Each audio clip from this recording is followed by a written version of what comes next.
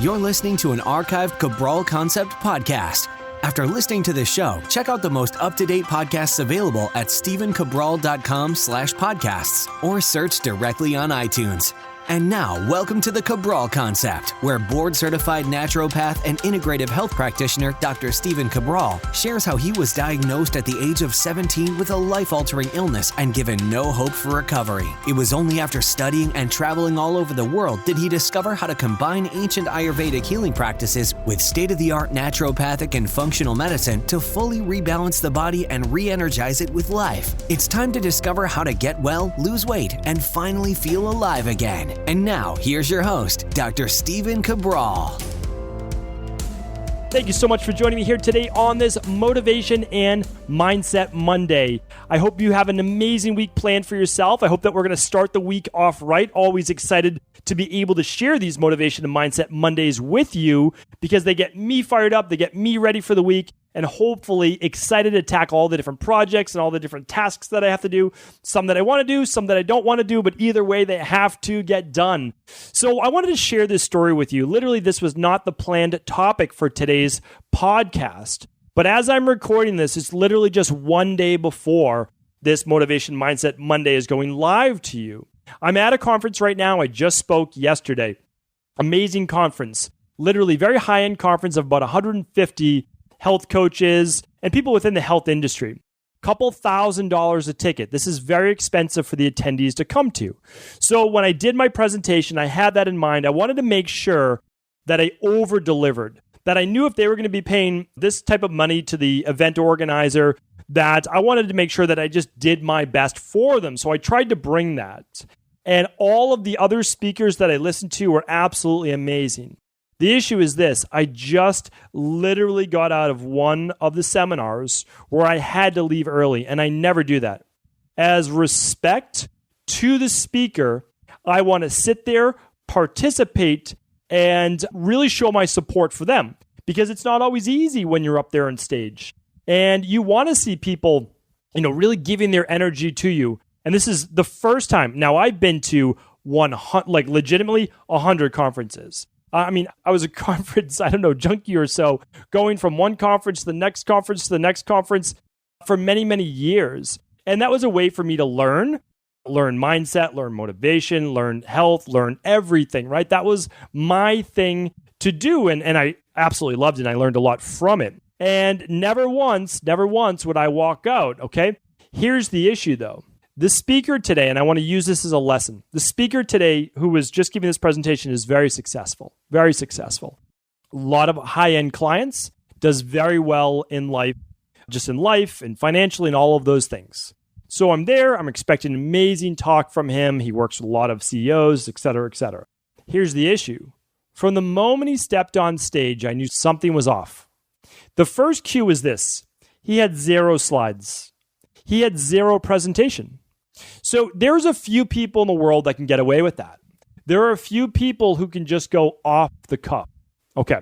Now, I want to give you a little caveat about that, because we're going to be launching our health certification in just about a week. And we want to really train this next generation of health coaches and speakers and people developing practices, all of those things, or making their practice better. And it's important that when you are delivering a service to someone, so the host of this event, there was only 6 of us speakers, and this was chosen as one of them over the 3 days. It was his job to properly prepare a presentation. He owed it to the audience, to the host, but also to himself. He got on with no preparation, and it showed immediately. He was stumbling over what to say. He immediately told people, listen, I'm off today. You can't do that. You can't do that when you're supposed to be there to motivate people as well. Everybody has an off day. I get that. I totally understand that. Listen, there have been days in my practice where I haven't felt that well. I've been stressed because of multiple things going on. I might have been feeling ill that day, not up to my full energy, whatever it is. But someone else is relying on me. They're relying on me to go over their lab results, their health results, and to give them a plan. I might not have the level of intensity I typically would, but the information is going to be there. And I'm going to make it seem like there is nothing wrong. Well, you know why? Because they are a client. There's someone who's either giving their time or investment or whatever it might be, and I need to deliver. But again, I know everyone has a bad day. The problem is this. If you go in knowing, and I knew that I was speaking at this event 2 months before, if you know you have 2 months of preparation and you go in with no preparation and you believe that you can just wing it, well, it's not giving your all to that audience. And I want to talk about that today because here's the issue. Anything worth doing in life, anything that someone calls on you for, whether it's a task at work, family, whatever it is my belief that if you're going to say yes to something, that you should give it your all. It should be basically your best work. Now, could you have done better 2 months from now, a year from now, 10 years from now? Yes, most likely. But you're going to do the best that you can with where you're currently at. It's a very, very important thing to look at because here's the thing. I actually think that too many of us are saying yes to too many things that are not allowing us to be great at the very few things that we should be doing. And this is a really important concept because there's only so many things that you can do well. And let's just say this speaker was overbooked and he was flying from here to there and he's meeting with clients, whatever it is. Totally understand that. Should have said no to the event. And again, I'm picking on this person, but I'm using it as an example. And I hope that he, and I believe hopefully he will, based on feedback and a lot of people, getting up, and it was very uncomfortable. I mean, it was very uncomfortable to be in that room, looking down the whole time, not engaging with the audience, missing his lines and going back to the very beginning of what he was speaking on, asking the audience for more energy, more participation in order for it to be worth it. It was mind-blowing. It was not things that you expect to see from a high-level speaker at an event like this. And I'm certainly not saying that I'm the best speaker in the world. I am certainly not saying that.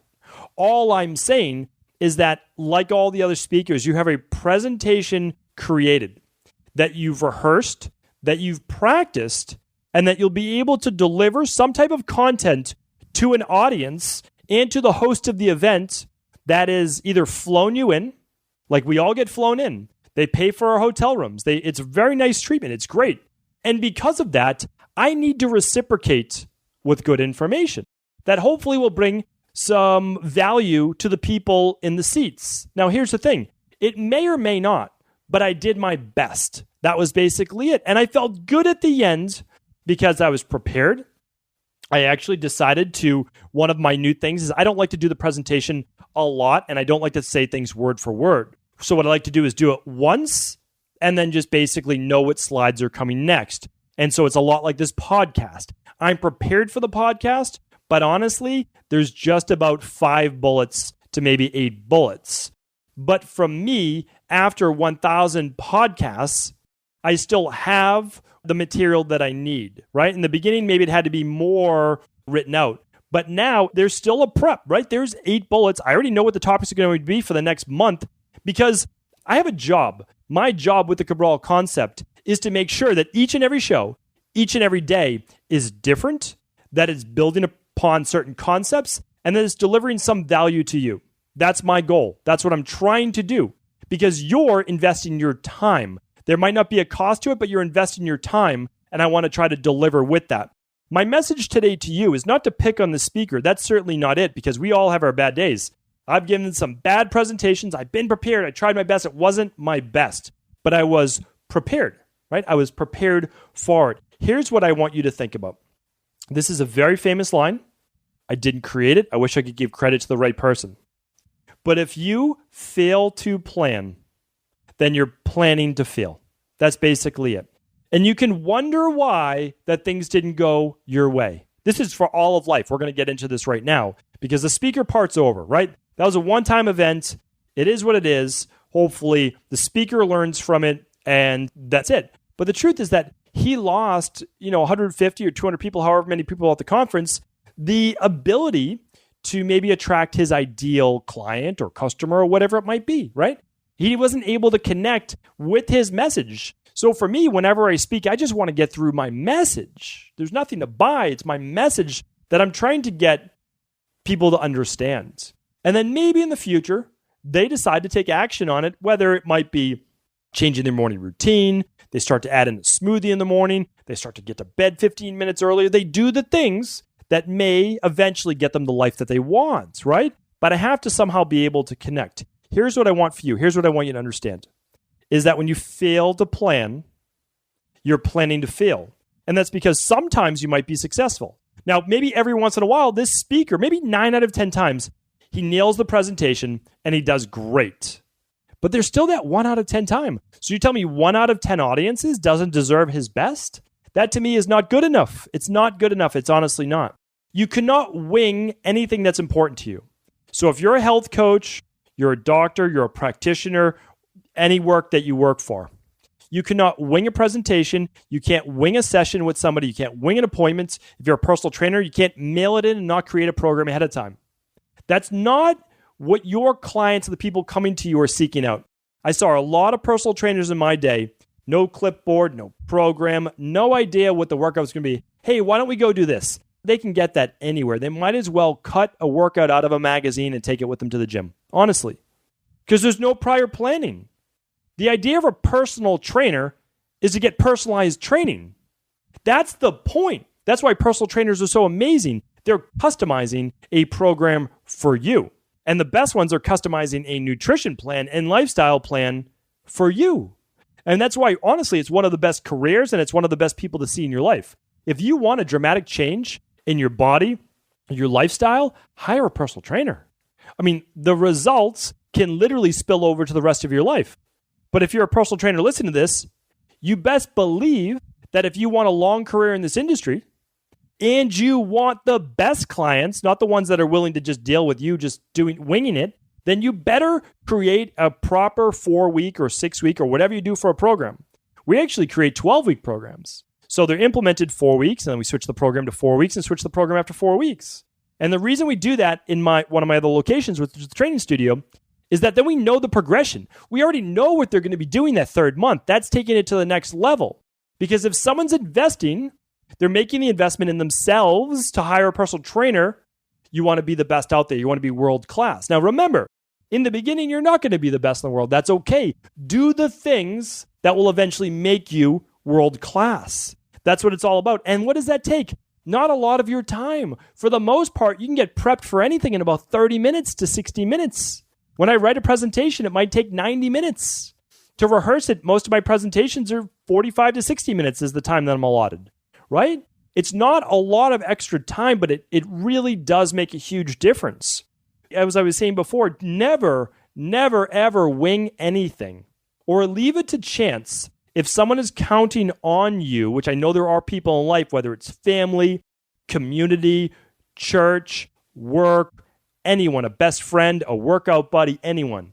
Do not leave things to chance. My team knows that I'm an absolute stickler when it comes to preparation for every single person that orders a lab through Equilibrium Nutrition, because those labs come with a health coaching call. And that means all the labs have to be to me the week before so I can review them. And this is exactly what we do. So here's the preparation. They email over the person's age, their name, their weight, and then their symptoms and bullets. That's what I need to see. Then I look at the labs, okay? I look at what they might already be doing, and then I can make my recommendation from there. Now, my health coaches are amazing. So they've already written up the recommendations. And I say, yes. And I say, and maybe do this, right?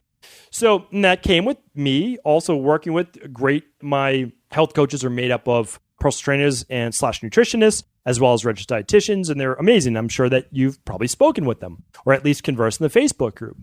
And that's what we do. And it's a system. And that is how we're able to do hundreds of labs. But what we're doing is we're also making sure they're prepped for the call. I'm prepped to make recommendations.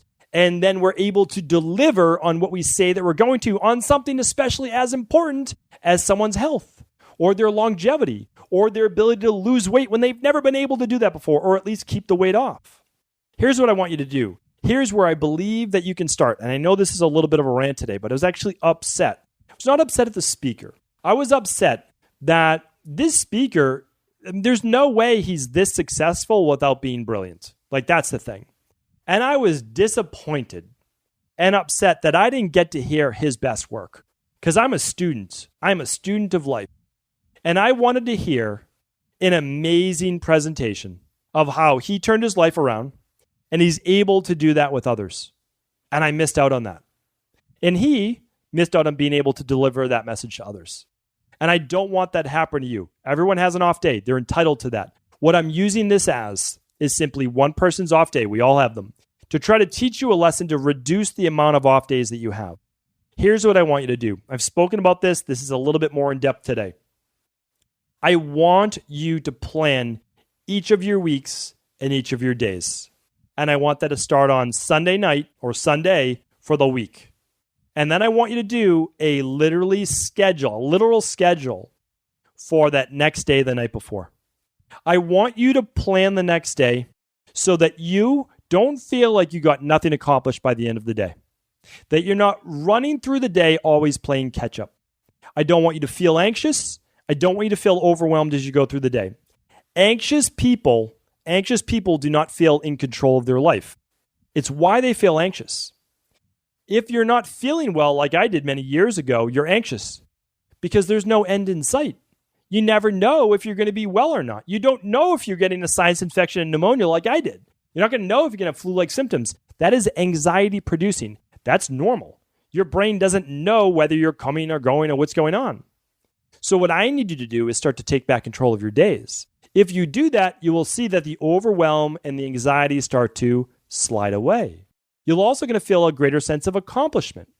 If you have a greater sense of accomplishment, you are naturally going to have a more self-confident and better image of yourself. It's very important to me that you understand this because the people that are most successful in transforming their body, transforming their health, or achieving anything they want in terms of career, spirituality, relationships, try to control the outcome. And they do that through their actions. So as you're planning the night before, I need you to ask yourself this: when will I be waking up tomorrow? Because that will already tell you when you should go to bed the night before. If you want to be at your top performance, you want to get about 8 hours of sleep. Sometimes a little bit more, sometimes a little bit less. Depends on the person, depends on how much sleep you have been getting, depends on your energy levels, depends a little bit on your body type, as we've spoken about before. So it's extremely important that you already know when you're going to wake up the next morning. And I'm not talking about snoozing. I'm not talking about that at all. When your alarm clock goes off, or hopefully you're waking up naturally because you've reset your diurnal rhythms, when you wake up, you are not snoozing because snoozing is not part of your day. You don't hit that snooze button 3 or 4 times. Anybody who hits the snooze button 4 times at 10 minutes at a time, just set your alarm for a half hour or 40 minutes later. Just get the uninterrupted sleep. If you usually know that you snooze for 40 minutes, set it for a half hour later. Give yourself a half hour more sleep. You need it. But then you wake up at that same time and you get right out of bed. Put the alarm clock away from your bed so that you have to get out of bed. Use the wake light that I spoke about before. Just go to stephencabral.com/podcast, type in wake light in quotes, and you will see a gentle way to wake up so you don't wake up to an air raid siren and spike those cortisol levels. So you need to know when you're waking. After that, are you motivating yourself for the day? Are you listening to a podcast? Are you watching a video? What are you doing to get yourself in the right mindset? Do you already know what that's going to be the night before? When will you be arriving to work? Or when will you have to start prepping the kids, the family to get out the door? What is your first project of that day going to look like? If you're at work or working career-wise, or once you drop off the kids at school, what is that next thing that you need to be doing? And then when will lunch be? What time? Plan that out. What time will lunch be? And what will you be having for lunch? If you're trying to stay healthy, or you're trying to transform your body, or you want to live longer, you need to make sure that you have the right options for food. That you know what specifically you need to be doing to nourish your body. And then after that, what is your next project after lunch? If you have to pick up the kids and take them to sports or tutor or whatever it might be, what time is that? What time does that get over?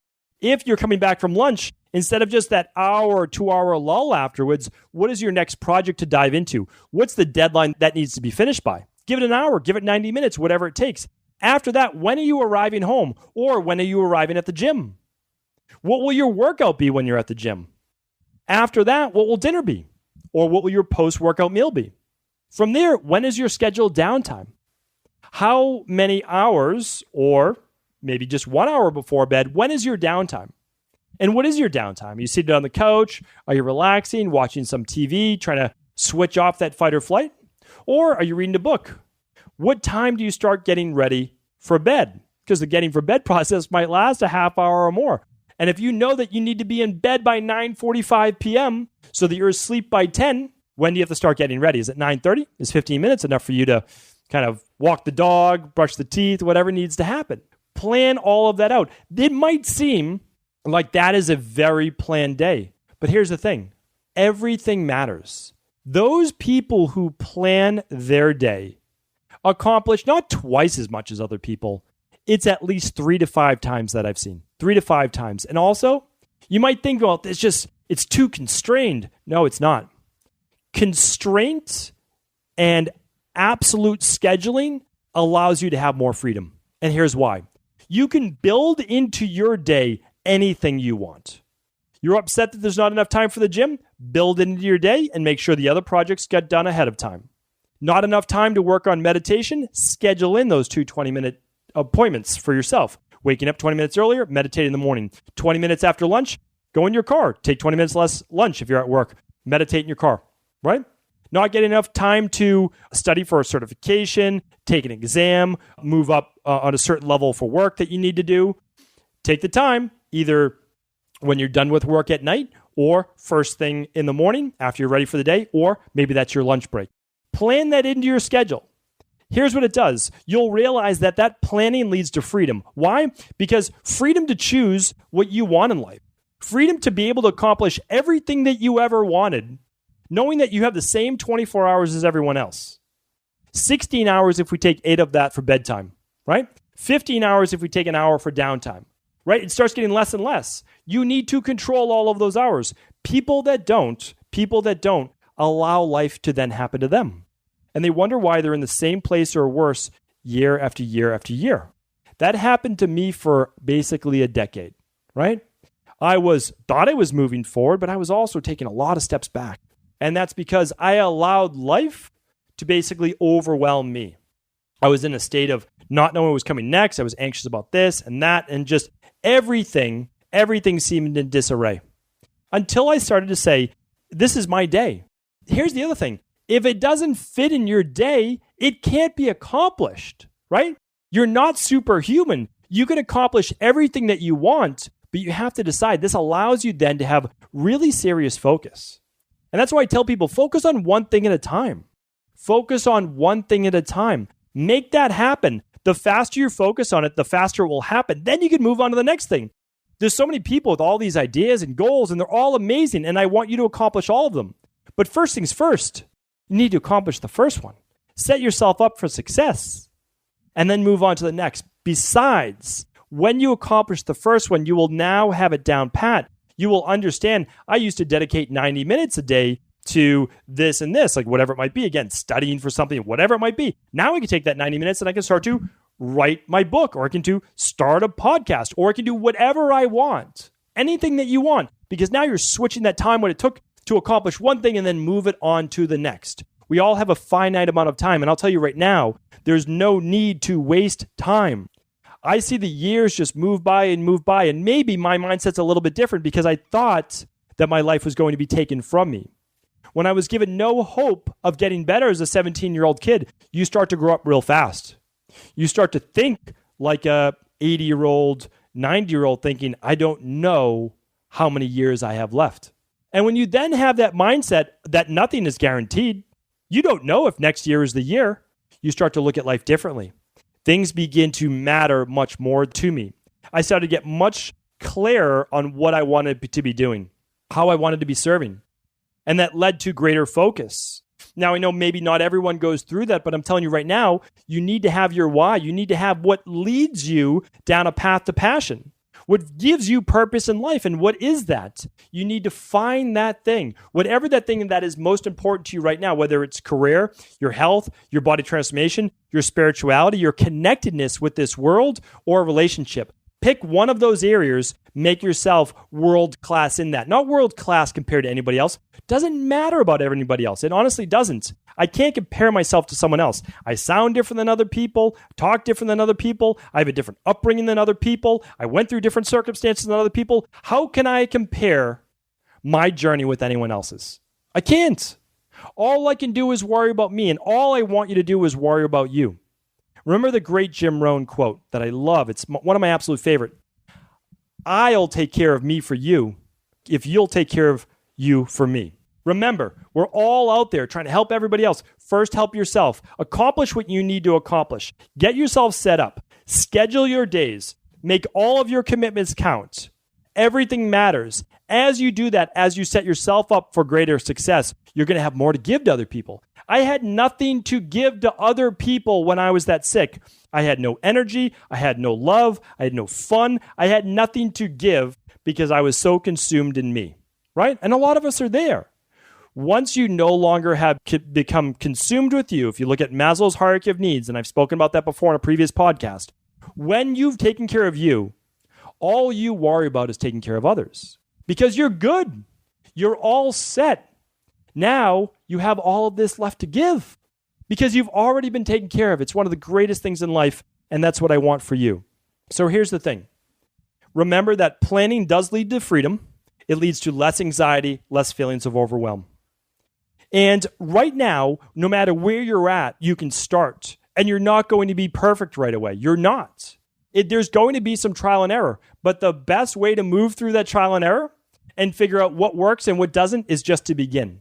So what I would like you to do right now is not make the mistake of that speaker today. Use those mistakes to begin to plan your next week and to plan tomorrow today. If you do that, I can almost guarantee you will be a happier and healthier human being. Thank you so much for tuning into today's Motivation and Mindset Monday. As always, if this podcast can help, please do feel free to share it with anyone else it could serve. Are you ready to heal yourself and then go on to heal others? If so, the Integrative Health Practitioner Institute can help you discover proven functional medicine protocols that blend the best of 7 different healing disciplines from around the world. I personally share with you the exact handouts and protocols I use in my private practice that enable people to get well, lose the weight, and live longer, stronger. I want to pass this information on to the next generation of health coaches, and that is exactly why I created IHP. We are the future of the health coaching industry, and the skills and knowledge you will learn will make you an in-demand certified health coach anywhere in the world. Although we have many medical professionals taking the IHP certifications, no experience is necessary, and half our members have no previous health certifications. At the Integrative Health Practitioner Institute, our motto is a health coach in every home. Our goal is that you take this knowledge and then share it with family, friends, loved ones, your community, or in a practice where you create a career you love and can be proud of. The global IHP community is filled with some of the most kind and caring people in the world, and we can't wait to welcome you into our world soon. For more information or to set up a discovery call with one of our IHP Health Coach graduates, simply head over to integrativehealthpractitioner.org.